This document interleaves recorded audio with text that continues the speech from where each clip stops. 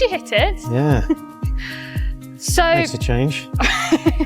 What's your biggest pet peeve that teachers do during interviews? Lateness is always not a great sign. Yeah.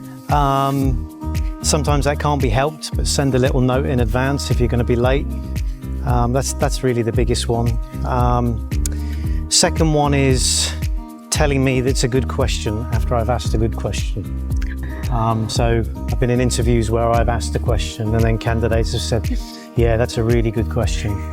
Yeah, I know it's a good question. I asked it. So that's a no, that's definitely off-putting. So they're things to avoid. I would probably say things to definitely do is talk about your experiences with the kids. And again, just building on what we talked about earlier, talking about the relationships that you've built with kids and being very positive about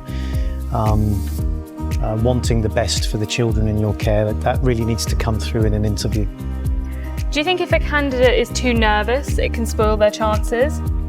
No, I think that's to be expected. I think it's the interviewer's job to put them at ease and make them feel okay. And if that doesn't happen, or the interviewer's putting you on the spot or making it difficult, then maybe that's a sign that it's not the right school. I don't believe you get the best out of people by putting them under pressure in an interview. You want them relaxed. So small talk is fine, but not too much. Don't be over familiar. You don't need to ask me about how my day has been. Yeah, be on time, be punctual, talk about the kids, and don't oversell yourself, I think are some key things to think of. It's a formal interview, but it should be as informal as it can be without being too informal. So, yeah, you need to get to know them as much as you can over a video call. Yeah, wearing your clothes is a good sign if it's a video call.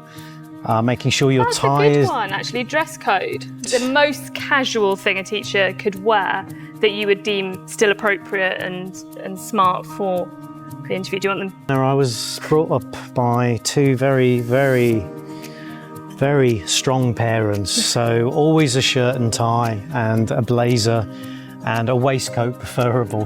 Wow, okay. The way in which you dress and carry yourself determines the impression that you give people. And if you turn up without a tie, it suggests that you're not really that bothered.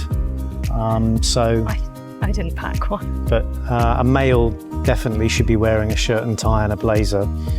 And certainly for schools like Harrow, that would be your expected dress every day when you're in school anyway. So dress how you would be dressed in the classroom. Yeah.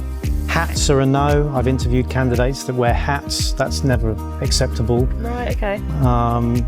My dad would say never wear a hat indoors. Yeah. And I think that applies to when you're sat having an interview. So yeah, hats are off the agenda. Scarves. Don't think you need a scarf for an online interview. So keep it simple. Shirt, tie, blazer, good waistcoat. Then you're set. My turn? I guess so. Okay, and last question before I let you go. What is the best piece of advice that you've received throughout your career? I think it's probably going to be from my mentor in UK, so special shout out to Derek. I'm not sure he's going to ever watch this video, but Thanks, Derek. Yeah, thanks Derek. Sweat the things that you can influence and don't worry about the others. There's going to be many things that you can't actually have any influence over that you end up worrying about. So put those to one side, worry about the things that you can influence, worry about the things that you can change. And that should make you feel a little bit better about being a leader in a big school. Oh, well, thank you so much for showing us around the campus, for giving us so much of your time, and I'll let you get off to your SLT meeting that you're late for now. Yeah, can't wait. Thank you very much. Thanks, Rowena. Bye-bye. Bye.